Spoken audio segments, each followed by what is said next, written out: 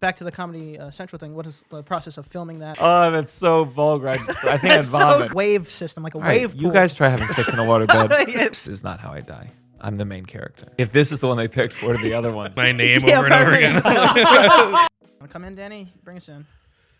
Okay, here we go. Welcome back to the Picky Boys podcast. Ooh, welcome. Danny. I'm Antonio. You could. We got a new fresh face here. That's true. We didn't instruct him to say we anything. just- You kind of just threw him in it. He has a podcast. He knows the deal. Yeah, well, I don't know if you bring me on or Yeah, you butchered that one. We're just freestyling here.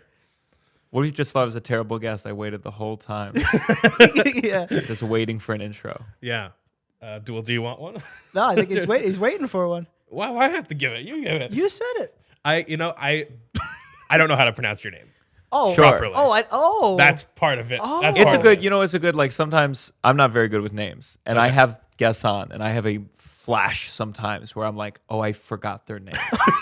And luckily I have a name where you can use that excuse of Yeah. I don't know how to say it. Well- But some people are like, how do you say your name? They're like, Dan. Dan. Oh, Dan. Oh, no, done. So it's Gianmarco Soreisi. Gianmarco Soreisi. Yeah. Beautiful. Thank you. Welcome. There he is. Welcome, to the Danny. You're podcast. Italian Yeah, I am, boys? yeah. Yeah. I'm Oh, not. no, he's not. I'm not Italian. He's Italian. I threw him that just to see if he could do it and didn't do it. Actually butchered it. Yeah, it happens to the best of us. No, it happens to the best of us. There's nothing wrong with happens that. to the best of us. So what are you doing? How you feeling? It was a rough start. Just a bit of a rough start. It's all on me. I put in the wrong address. It I happens. got there late. I got to the wrong address late, which is just a real double fuck up. So then you guys picked me up, which is very generous. No, of course. We had to get you here. You guys have like a real, like you live in a house with a gym and you have a car, which like to me, living in Manhattan, it's like, to me, your lives are so together. No. I have none of those things. We usually when a guest comes though, we take all the trash in the living room and we shove it in a closet. So as soon as you go, we're opening a closet, boom, right back to Again, you're bragging. You have closets. And it's like, See, to me, it feels the opposite. To me, it feels like somebody living in Manhattan has their lives together, but I don't know why. That's just my Queens perception of New York City. You were trying to get to the city from Queens, sure. You're trying to get out of the Queens. Yeah, trying to get out of Queens. No, you should be very, very proud of yourself. This gym is incredible. This whole place is incredible. We did hear your bit about stock photos, and it's a fantastic bit. We'll put it in the description down below. But we have some stock photos here, just random stock photos, and we just kind of want to get your opinion on what you think is going on in them. And, Sure. I'm going to take it as we're going to try to decide what these stock photos are used for. Great. Because I don't know. Well, yeah. I guess for people who haven't seen the clip yet, I did some stock photo work, which can pay well. You do all sorts of stuff, and then someone texted me from their work that they were being used in their sexual harassment seminar, and you can't control it. I remember the only thing like. I got asked to do cigarette stuff sometimes that I said no to at the time. Okay. I had more ethics then. Now I would be the Marlboro man if they wanted me to. Be on it. I think there's all sorts of medications. Like there was a schizophrenia medication, and I was like, I just don't know if I want to be the face of Schizophrenia. this. Or maybe you were one of the faces. Sure. One of the many different Yes. faces. So here's number one. I mean, there's only so many. Imagine this at like a frame at a Rite Aid. Like this is the photo they put in that frame. It's like, oh, this picture frame's lovely, but I'm confused by the center. I feel like it's probably the last picture of that girl that will ever be taken. Yeah, she's hiding her face, and I think he looks way more excited than she looks scared. Does that make sense? Sure. I feel like this is kind of like from a straight to VHS Home Alone reboot behind the scenes shot.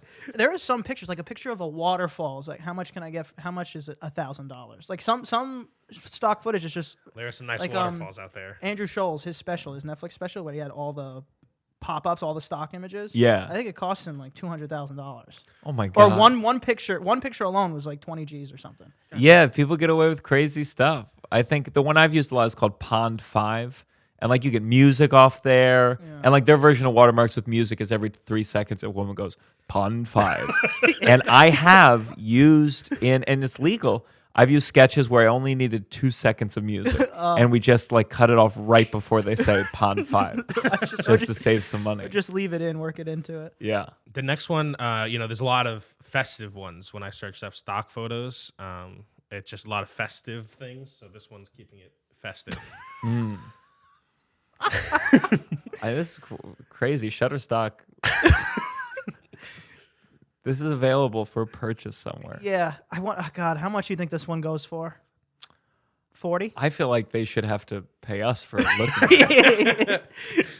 This is on the front page of their advertising. Yeah, I don't think they paid this guy much at all. I think he just does this on the reg. Yeah, or he just submits them to Shutterstock, and they're finally like, you know what, we'll use one. Just please stop sending us pictures. If this is the one they picked, what are the other ones? Dear God. Yeah. Yeah, all right. That's just. I Like mean, but again, like if Macy's is having a Christmas sale, they want to show like how excited people are. All right. Oh. This one. This is. It's like, I mean, it's like a Lady and the Tramp for the dumbest people.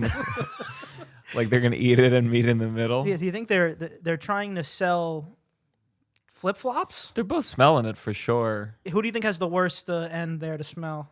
I think the chick. I think smelling the toe is a lot worse than smelling the heels. I don't know. The heels, there's sweat building up under there. The question is, are they smelling someone else's? That's a good point. Is one of them really into themselves? I think it's the girls.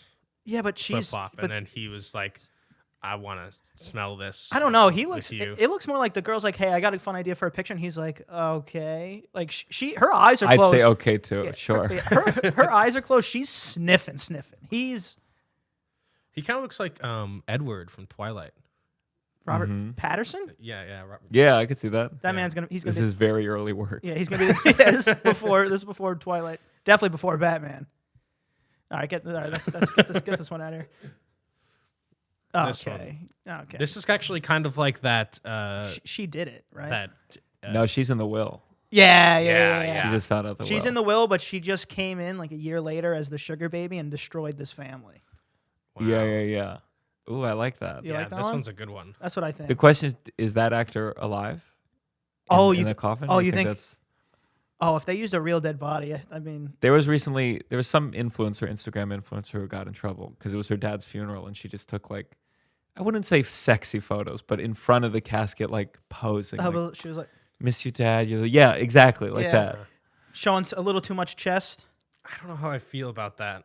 I don't like it. I put a lot of my life out there, but I not at my dad's funeral. That's a fair point. Yeah. I mean, my dad he just had a surgery and I didn't post anything until like after it was a success. Right. I know what you're saying. Just to be safe, yeah. They successfully killed him. Also, also like, dude, if I'm this chick's dad and now I'm dead and she took a picture and all the comments are, wow, you look so good, fire, like, oh, hot top.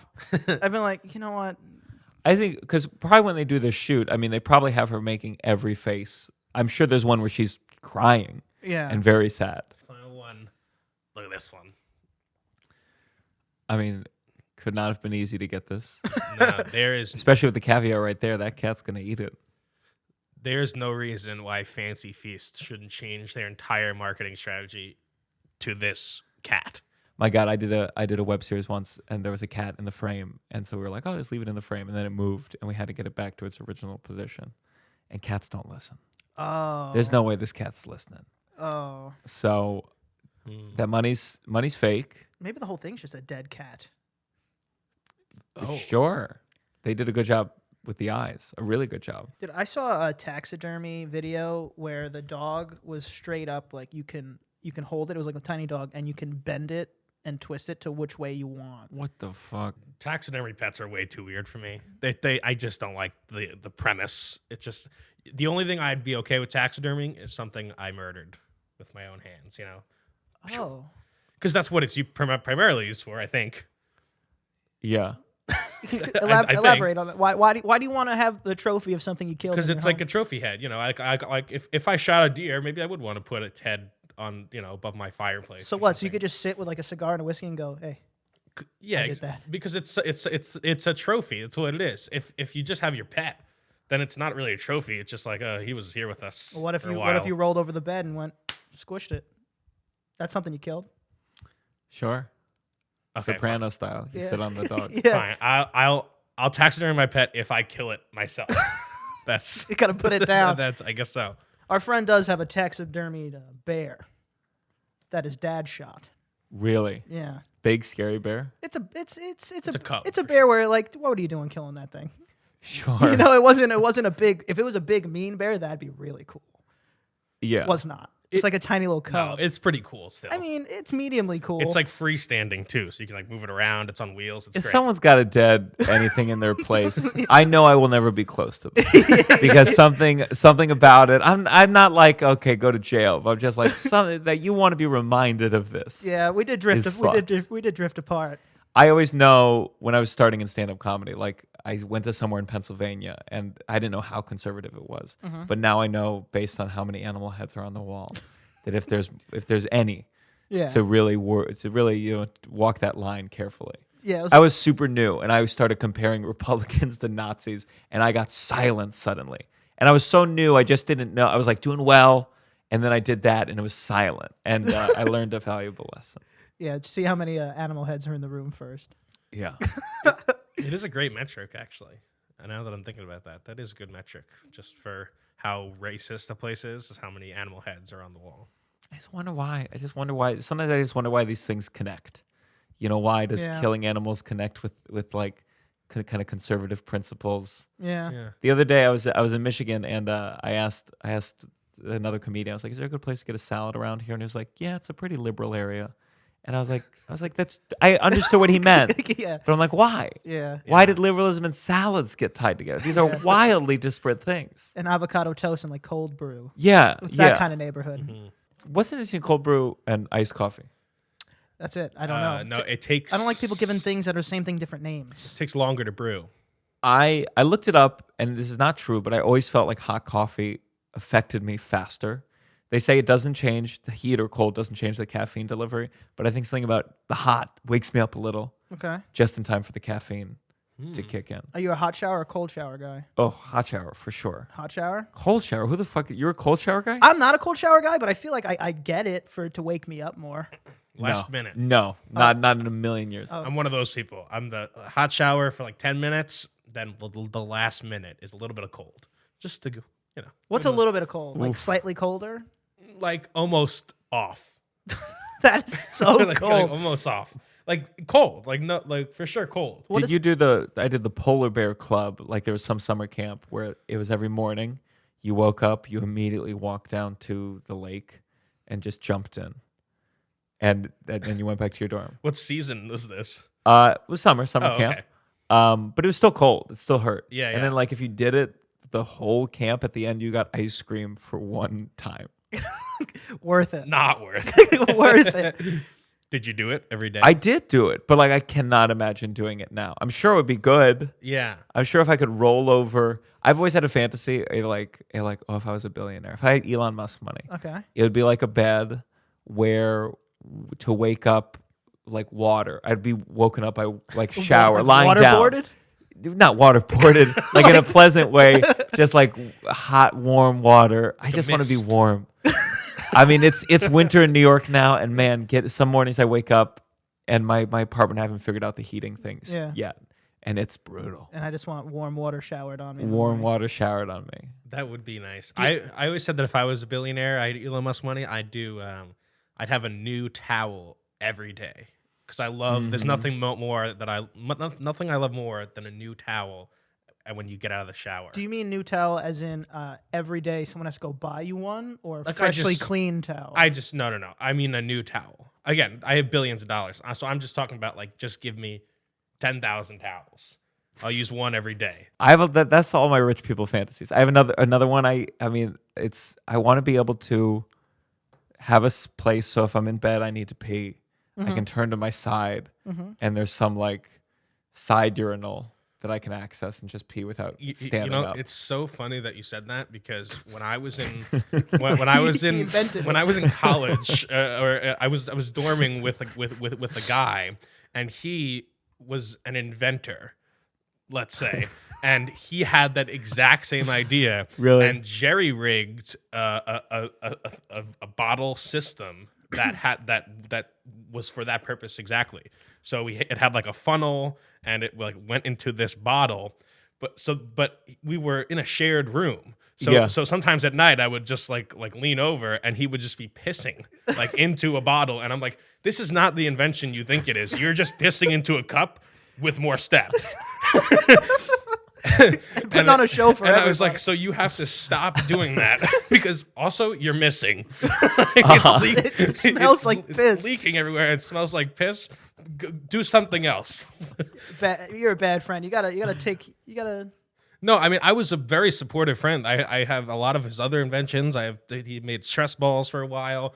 Great guy, but you can't be pissing. Stress balls. Stress balls. Those were his two things. It was stress balls and being able to piss laying bed down. urinals. I can't believe you said that. It's yeah. I mean, it's not a good idea unless you have a good reservoir system. Sure. You need an aqueduct in your bedroom. Yeah. Or just a water bed with a hole. Just piss right into it. That worked too. Whoa, now we're talking. Now, yeah, you know those things where you could like if you put your hand through. I didn't know you were an inventor too. No, I'm a fixer. I fix things. I'm taking a water bed, improving it. You know those things where you put your hand through and it kind of gets stuck because you can't pull it out, like something like A that. Chinese finger trap? Kind of like that. But for your hand? No, for your dick, so you could piss into the water bed, but then I don't know how you'd get it out though. What about this? It's a waterbed where your piss contributes to filling it up.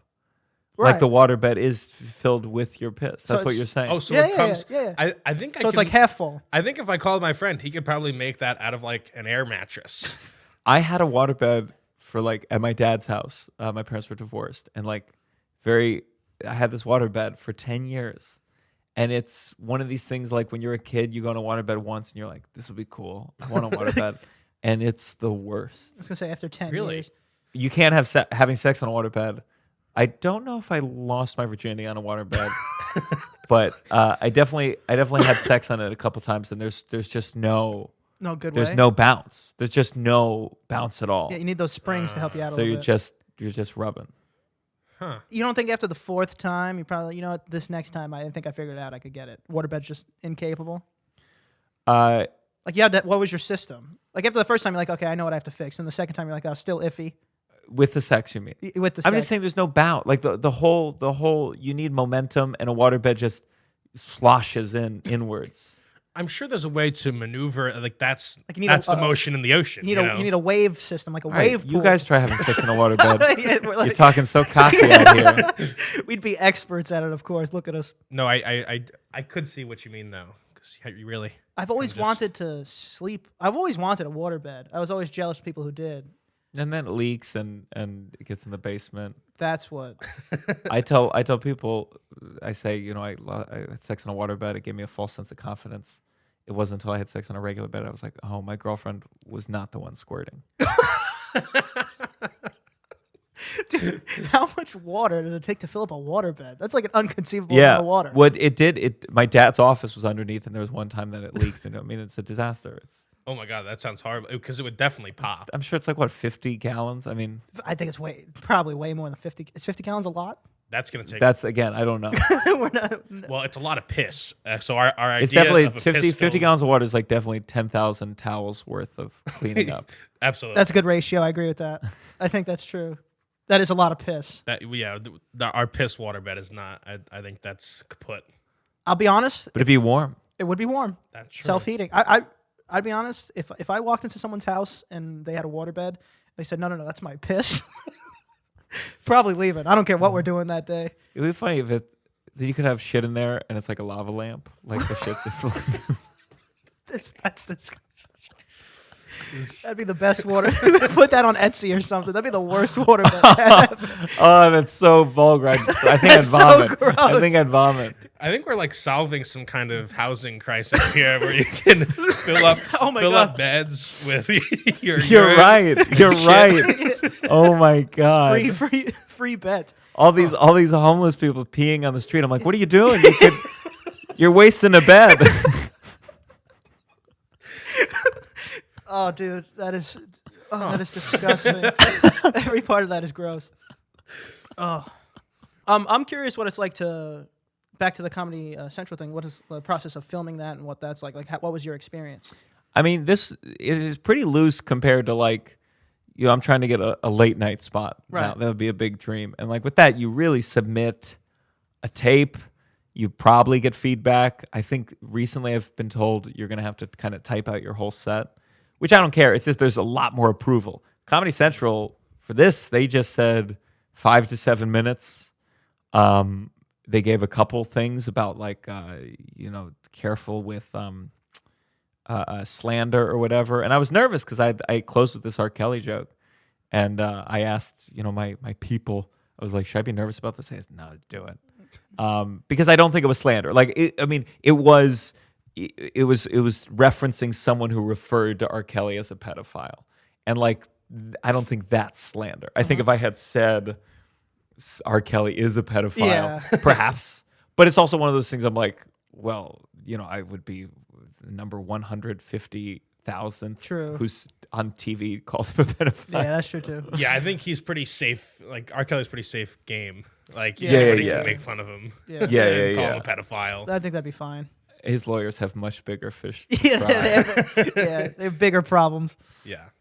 So it really was just like, it was on me. Sometimes there's always a mix of like, sometimes so much of stand-up comedy is it's completely up to you what you're doing. And sometimes you're like, oh, I do want some like guidance. I want someone to be like, oh, close with this, try this. And then other times someone gives you a note and immediately you're like, fuck you. You don't know what you're talking about. Especially with stand-up, because like there's a real visceral, like if someone's like, do this instead of this, or I think get rid of this part in the middle. You're like, oh, they don't understand. I've done this 1,000 times. And I know if I do that, it doesn't work. Like no one has the field experience with certain jokes I've told truly 1,000 times in front of every audience under the sun. So like sometimes you're open to feedback, and sometimes you're like, no, I promise I know better than you on this. So for this, it was pretty loose, and I tested it as much as I could. I get very neurotic, and it's hard to watch the set now because immediately like there's some wording I've changed in the 4 months since, and you're like, oh, that version is a worse version. But I think that's how you should probably always feel as an artist if you're growing. Yeah, it's like you're always your own worst critic. When I started stand up, I'd been an actor before, so I was definitely even more arrogant than most. In the beginning, you really do feel like you're good.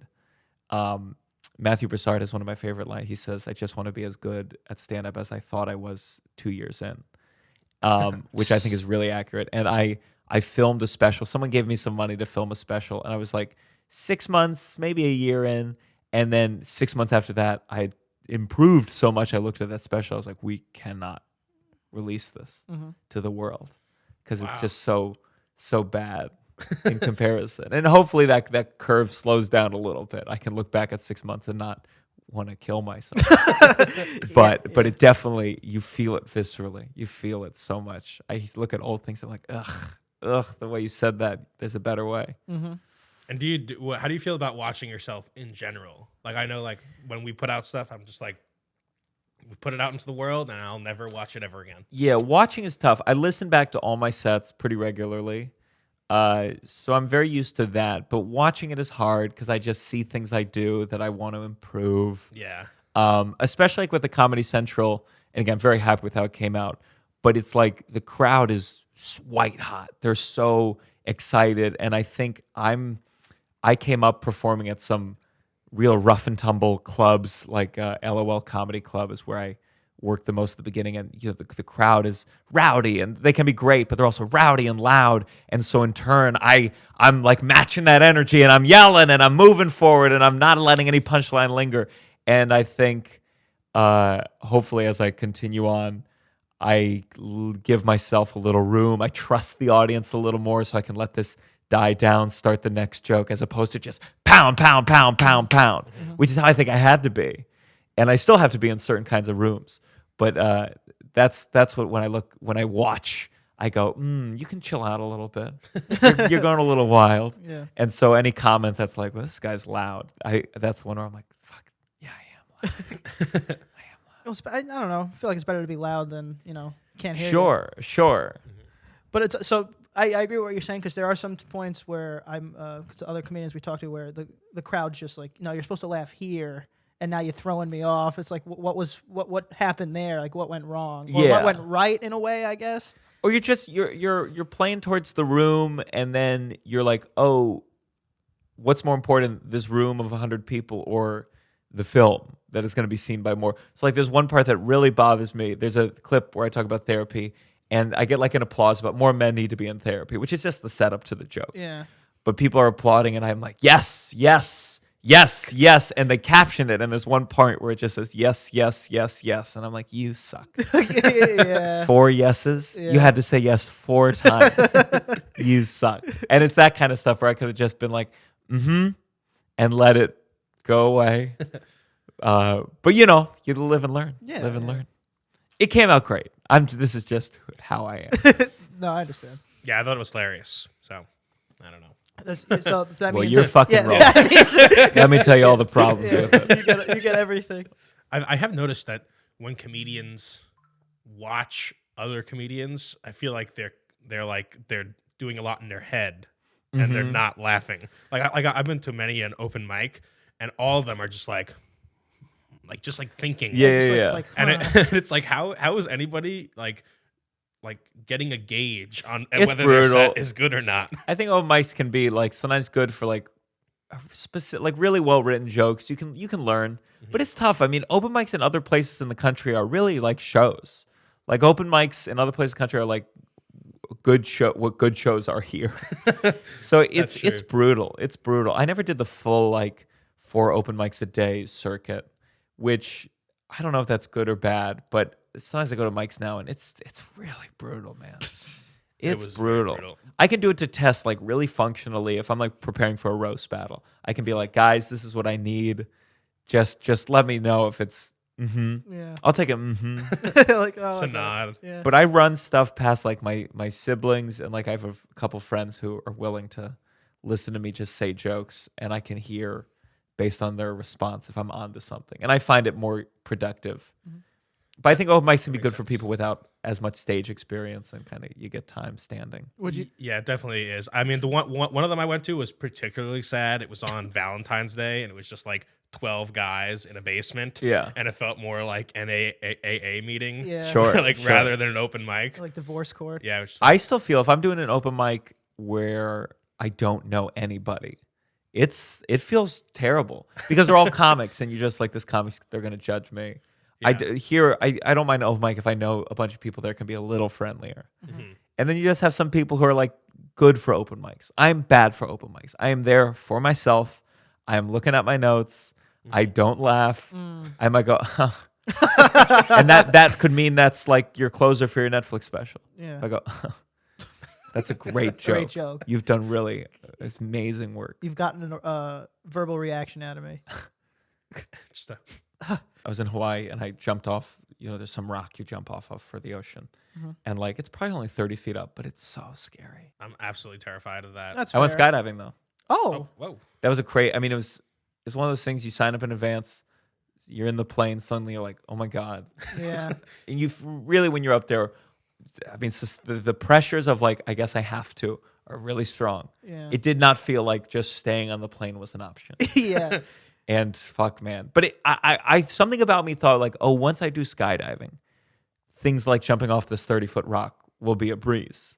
But it's not. No. It's didn't. just as scary. Also, I mean, But you was have you have a parachute, so Was there's this something weird different safety about net. skydiving though?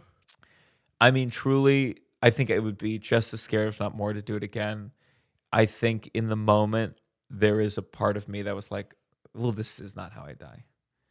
I'm the main character. Right. Like there was something really visceral that your brain has to do. Yeah. Because if you thought it through, it's like, Why am I doing don't do this. this? Fair. But I feel that the same way every time I'm on a plane and there's turbulence. You're just like, Oh. well, of course, you arrogant fool. Like, You thought fly. you could fly like a bird. Yeah. You deserve it. Yeah. Every time I'm on a plane, there's turbulence. I freak the fuck out. I'm on a lot of planes now, and I'm trying to overcome it. Sometimes I try to like do work that makes me anxious because it'll distract me. But yeah, it's crazy. And if you think about it, it's crazy. I don't know. I feel like if totally if I'm on a plane, I feel turbulence and like the people like turbulence where people are freaking out. I usually just go, what can I? This is it. This is where I'm. This is the end of my book. You're at that peace. You're at that peace with your Well, own mortality. I mean, it's not that. It's just like, well, I'm not the pilot, and if the pilot can't do it, there's no way I could do it. So it's over. You know what I'm saying? No, I had an instance where I heard that doing work is all like a way to combat it. And somebody on the news said, like, just write your name over and over again in cursive, like on a napkin. That's scary. And so I was just like, if I saw someone doing that, I would assume they were like a terrorist, ready to. Yeah. So they're the reason this is happening. I know. So people, this was like turbulence. Like people were like saying like the rosary. Oh, and shit. That's bad turbulence. Like turbulence. Yeah. People were saying, that's bad turbulence. Bro, That's bad turbulence. That's bad People were saying turbulence. the rosary. They're throwing them oh up. my God, can you imagine Like- if outside instead of the masks that drop down, it's prayer beads? Oh, like they're like, now I think someone's doing this on purpose. Like now I think like, oh, this is a cult thing. I'm dying now. oh my God. Well, I have a lot of anxiety. So Right. like, but there was one time I was going on a plane and there was some Christian cult and they all had shirts that were like, the end is nigh, like an intense end of the world type cult thing. And they were all on my plane. Wow. And I started having visceral, like a panic attack. I was like, I shouldn't get on this plane. Like they're going to do something. Like Final Destination stuff. Final Destination fucked me up. I've never watched the whole movie, but I was with a girl. I think it was probably like 8th grade. There was a girl I had a crush on, and we were watching Final Destination, and there was that scene, this plane explosion. Yeah. I wish I'd never seen that fucking scene. But I went to my dad's room, and I said, "Can you come in the room and tell us we can't watch this movie?" Because I was freaking out so much. That's a good move though. It's a smooth move. And then I went back in, and my dad waited like 5 seconds to walk in, like, "Is this Final Destination?" Like he knew it that quickly. Yeah. And he was like, "I don't want you wetting the bed again." And I was like, Oh, well, that's great. well, you ruined it. Well, now nothing's getting wet tonight. Thanks, Dad. It was terrible movie. I don't get horror movies. I don't get it. Life is so scary as it is. That's fair. Yeah. Even Black Mirror, I don't like because I'm like, oh, so this could happen. Oh, that's worse. The could happen because you see like the beginnings of it. And it's like, oh no. Like Zuckerberg with the metaverse. Like, oh, I've seen this. Yeah. I've seen this before. I know exactly what happens. Yeah, it's like a different type of scary. It's like, holy shit. Like it's not like a jump scare. Yeah, like, we don't want any of the movies to turn into It's documentaries. like scared at my core. Yeah, like Jurassic Park. Like if they ever open a real Jurassic Park, I'd be like, we don't want to turn Jurassic Park fiction into documentaries now because now people are going in and the dinosaurs eating people in real life. Mm-hmm. Would you visit Jurassic Park? I'd definitely like wait till it was open for a while. Oh, Let them work out the kinks. Yeah, it wouldn't be the first one. Yeah. That's a good point. Yeah, no. But I would go. I mean, yeah, it'd be fucking amazing. It'd be awesome. Yeah. And that's another one of those things where it's like, if you go and you die, it's just kind of like, what did you think was gonna happen? Like you knew what was gonna happen. You guys are both much more at peace with death than I am. Like as you're getting eaten by a T-Rex, well, you know. I deserve I'm it. just writing my name Yeah, over and over again. We got one. Yeah, but it does work. Don't write your name. It really does. It's something that keeps you at peace. Danny, I don't need. I was writing it in a book that I bought. For some reason, whenever I go to the airport, something in my mind is like, "Oh, you're gonna read." Like you never read at any point at all during the rest of your life. But there's like this selection of books at Hudson News, and I'm like, "Oh, this looks like an interesting thriller." Never. Never read it. How do you even get that close to pretending you're gonna read? Like, why? Why even do that to yourself? There's something about the airport and something about the books that I'm like, it seems interesting. This seems good. But instead, I still use them. I use them to write my name. I think there's a certain degree of like once you start a book, you're like, well, I can't die until I finish this book. There's something about like Not even close. I mean, I'm a terrible reader. It's so bad, man. Every New Year's, that's always just my New Year's thing, and it's always I read one book and One book a year is not bad. More than me. I don't know more. Yeah, Oh, way more than me. I'm on like one book every 5 years. that's brutal. Yeah, I should probably read more. I'm on a Reading's not book. my strong suit. I'd My definitely do a original book a year. podcast idea was I was gonna every guest would tell me their favorite book and I would read it before the episode. And I luckily had friends who was like, it was like, are you out of your mind? What was? you'll never read a whole book before each guest. Yeah. Like I'd have to be a different kind. I Anthony Jeselnik, I like his podcast a lot, and he reads. He's like, yeah, I sat down, I read it in one sitting, and I'm like, you read a book in one sitting? Impossible. That's crazy. What kind, like a Dr. Seuss book? Like how long is the book? Like real books. That's too much. Real books, and I'm like, first of all, I don't know. I might be a slower reader, but I'm like, do you sat down for 12 hours? Yeah. Like how long is a session? Ugh. So what? I'm a 50 page per day guy. That's amazing. That's I'm one of the those most. like it's 8 pages left to the chapter. I'm like, I can't make it to the end of this chapter. No, Oh, that's what are tough. they There's crazy? something about my mind where I'm like, I gotta make it to the chapter. Like I won't be able to not think about it if I don't make it to the chapter. Yeah. I guess some people it's just It's like the volumes. It's like, if it's on 35 or 34, I gotta make it to 35. That's another thing. It could be 33. You just don't As give long a as shit at as all. long as I enjoy, I'm not going to sacrifice my enjoyment of this is too loud for me, but I like the number. I think the guy who likes writing his name down in a row That's might a have a good- little more that's- OCD yeah, that's than a the good rest point. of us That's a at good this point. podcast. Yeah, it's also 5 lines, 5 That per. is true. Well, that's terrifying. But no, I guess the people who read, it's like they're just watching TV, but doing the worst version of that. I mean, good on you. Good on you. Keep Good reading. on you. Keep reading. Keep reading. Oh, Yeah, you think we're good? Been rocking for an hour here. Oh, we got an hour. I think we're good. Hell yeah. Can't keep you too long, All right? right, you wanna? Yeah, I mean, if we had started on time, no, That it's could go no. longer. This is perfect. No, This is no, perfect. This is fine. it was my fault. I no, feel so bad. No. No, This no. was lovely, though. We usually I go think your for whole this one. setup's great. Oh, thank you. I think this is starting to come over. Like, yeah, That's what I was thinking, of getting a neon sign for my podcast. it's already starting to fall You should. apart. I feel like every time you add something new, the thing you added last is just falling apart. So it's always just a That's life. It's a That's revolving deep. door. revolving door of pain and upsetting. Well, that's All what right, a way well- to end it. That ended there. Well, tell them where they can. That's find how you. I end my podcast. I always end with something sad, and like that was a very perfect. It's a revolving door of pain and sadness. Like that's exactly the kind of shit I'd say at the end of mine. You can find me everywhere. It's my name, Gianmarco Soreisi, and my podcast is called The Downside. And yeah, it's a good time. Check it out. Nice. Sounds Hell good. yeah. You can find me at Danny's Watching on Instagram. You can find me at Ant Prisco. Can't forget to The follow. Picky Boys podcast. Like, share, subscribe. Go check out everything he just said. You couldn't do the name again? I don't want to couldn't do mess the it name up, again? man. I don't You want to couldn't do mess the it name up. again? Wow, try it. Try it. Gianmarco Marchese. No, there's no M at the God. end. Yeah, you got the Gianmarco though. Soreisi. Soreisi. Sorry. Marchese. Marchese. That's a guy we used to deliver pizza to. That's true. All right. Go check out Gianmarco Soreisi.